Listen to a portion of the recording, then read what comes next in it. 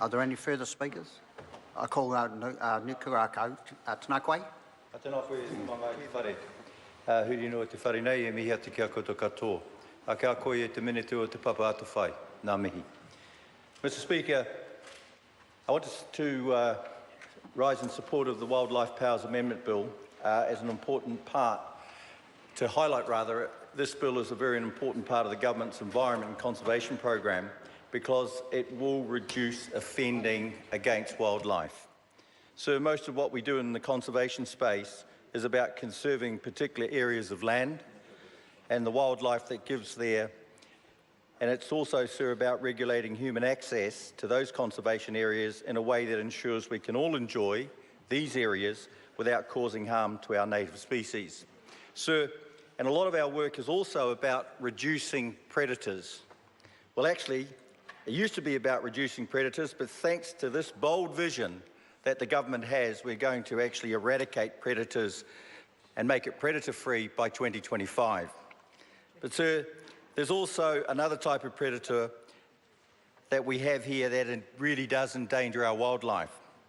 And that is people, sir. People who deliberately or carelessly endanger our wildlife by committing offences. But the issue we have right now, sir, is that the powers of the dock rangers to deal with these offences are very, very limited. Sir, these rangers are highly trained and trusted individuals who do a fantastic job of looking after our most pristine natural areas.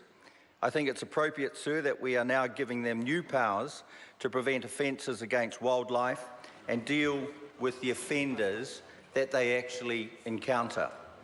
Mr Speaker, these rangers are already very, very highly trained, and as a result of this bill, they will receive further training and to ensure that they understand their new powers and the limits to those powers, sir, and that they can apply them effectively to prevent the endangerment of our precious wildlife.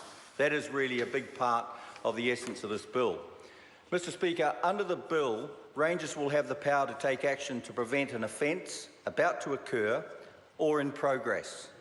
Powers of arrest will be limited, sir. It will be limited to certain rangers authorised by the Director-General, but other full-time rangers, sir, will have the ability to temporarily stop suspected offenders to allow an investigation.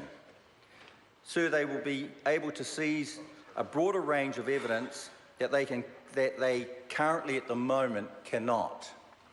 And so they will be able to require identification and details from suspected offenders. Sir, the range of powers that allow these offenders to be stopped is to be stopped, identified, investigated, and in sort of certain circumstances, sir, arrested, and then also leading to prosecution. Sir, these powers, to me, as part of this committee, are well thought out, they are sensible, and they carefully balance the operational requirements of dock staff with the principle that agents of the government should have no more power than they need in order to carry out their jobs, sir.